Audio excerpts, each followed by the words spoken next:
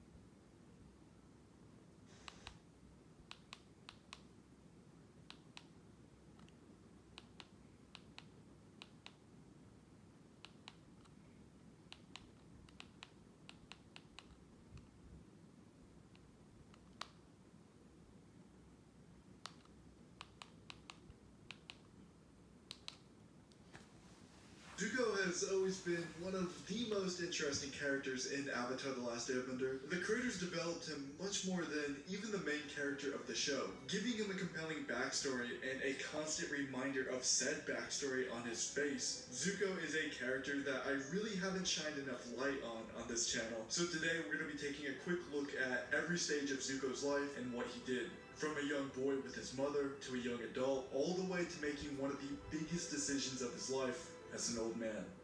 But before we get into that, here is a quick word from today's sponsor. This video is brought to you by Avatar Generations. Last month, Avatar Generations released a massive update surrounding Avatar Kyoshi and adapting the Rise of Kyoshi novel in-game. And this month, they're expanding even more. For a limited time, you'll be able to collect all new characters that were revealed visually for the first time last month in-game. These characters include Avatar Kyoshi's father, Kelsang, and Zhang Zhu. This update also includes an expansion for Avatar Aang's timeline, adding an all-new campaign that is canon to the Avatar franchise, featuring Pirate Captain Zhang from the Katara solo comic. Not only that, but we are also going to be getting a brand new villain to the Avatar universe, Captain Mamushi from the Fire Nation. Players will join Captain Zhang as she races against the clock to solve an ancient puzzle before the Fire Nation catches on to her. This update also adds the long-awaited Captain Mizaru as a collectible character, starting at the beginning of June. Avatar Generations will continue to add new and original content, in addition to adding new avatars and their stories, so there is always something to look forward to.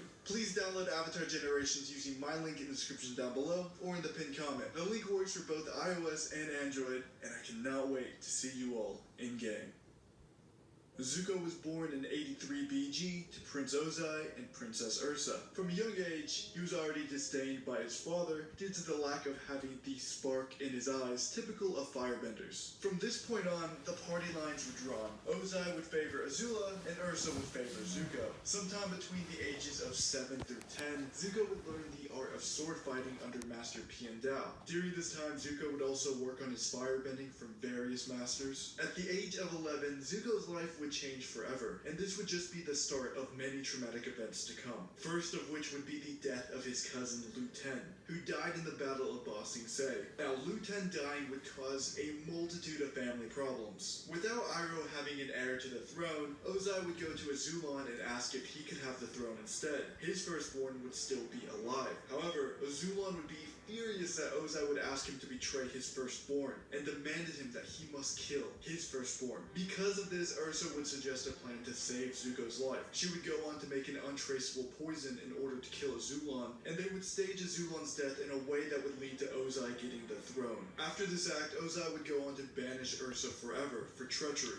but he would agree to let Zuko live. 2 years later, Zuko would speak out of turn at a war meeting, speaking out against a general's horrible plan of sacrificing an entire division of the Fire Nation army. Ozai saw this as disrespectful, and he would go on to demand that Zuko would participate in an Agni Kai. Zuko accepts his Agni Kai, thinking that he'd be dueling the general, but to his surprise, it was actually his father who showed up for the Agni Kai. Zuko would refuse to fight his father, and this would make Ozai even more mad, so in return, he burned the left side of Zuko's face to teach him respect, and then banished him with the only possible way he could return is if he brought the Avatar with him. Zuko would then go on a quest to search the entire world to find the Avatar. He would start off searching every single air temple. All while Aang was still frozen and there was no way he could find him, but Zuko never gave up hope. During this time, his uncle Iroh would take on sort of a mentor role for him and try to guide him in the right direction, all while still being his firebending teacher. When Zuko was 16 years old, the Avatar would be found again.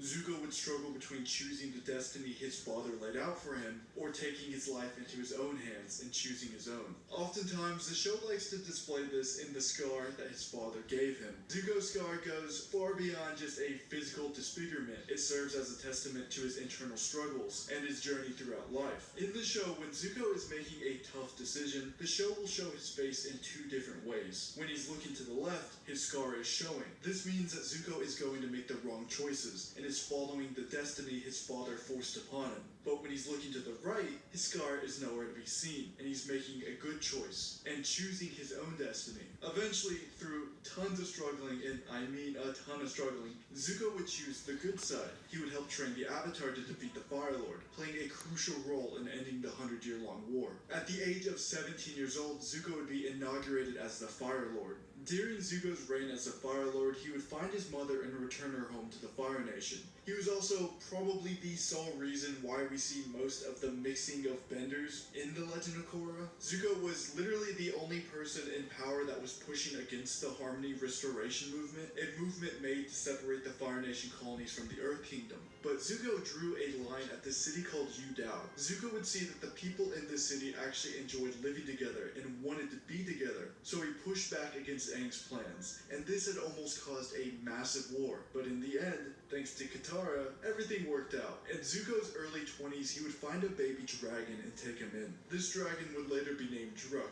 Druk would become Zuko's loyal companion. They would fly all around the world together. Zuko is now in his mid to late 20s. During this time, him and Aang would focus on fixing the old Harmony Restoration movement. They would now take the old Fire Nation colonies and turn them into the United Republic nations. After this, they would go on to create Republic City, which would serve as the capital and home to all nations. Zuko would also settle down and start a family with a woman who hasn't been revealed yet. He would have one child, a daughter named Izumi. We are now entering the final stage of Zuko's life. Zuko is now 74 years old, but unfortunately for him, his fighting days aren't over yet. He would be forced back into the battlefield, defending the new Avatar Korra from the Red Lotus trying to kidnap her. Him, Tenzin, Sokka, and Tonraq would defeat the Red Lotus and throw them all in prison. From 88 to 91 years old, Zuko would appear episodically throughout The Legend of Korra and just give advice whenever he was needed. And that's where Zuko's run ends in the canonical world of Avatar. But I have a comic here that takes things even further. Zuko is now exactly 100 years old, and he's meeting up with his old friend Katara one last time. Katara and Zuko are reminiscing about old times during the 100-year-long war. Katara pauses for a moment, and she looks at Zuko's face. She suddenly remembers something. She's like, "Hey Zuko, I almost healed your scar that one time before, didn't I?" Zuko is of course a little bit confused by this, but Katara carries on, and she tells him that sometimes she thinks back to that day, and what would have happened happened if she went through with it. Would Aang have died? Zuko looks at her and he's like, yeah, but why would you bring this up now? At this point, Katara has learned pretty much everything there is to know about waterbending. So she tells Zuko, like, maybe I could try to heal this, but without the magic water this time. I know it's an old scar, but who knows, maybe it can still be healed. Zuko takes a little bit to think about this. After all, his scar has been with him basically his entire life at this point. It's been with him more years than it has not. So this is a big decision to make, but eventually he agrees to it. Katara, of course, is being a really good friend here and wants to make sure that Zuko is 100% okay with this and doesn't want to pressure him into anything. She fully understands how big of a decision this is, but Zuko is grateful for this opportunity and says, let's close this final chapter. Katara starts healing Zuko's scar, and as she's healing Zuko's scar, the comic goes from black and white to full color. And after Katara's done, she tells him to take a look, and Zuko walks over to the river. He looks in his reflection, and he sees his younger self without the scar. Alright, hope you guys enjoyed that video. Once again, thank you so much to Avatar Generations for sponsoring today's video. The link is in the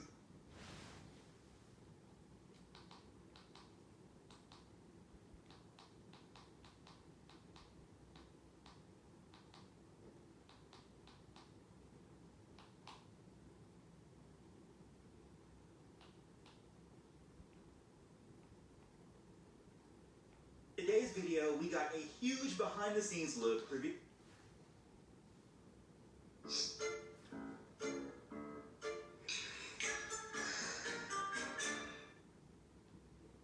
Want to know a secret?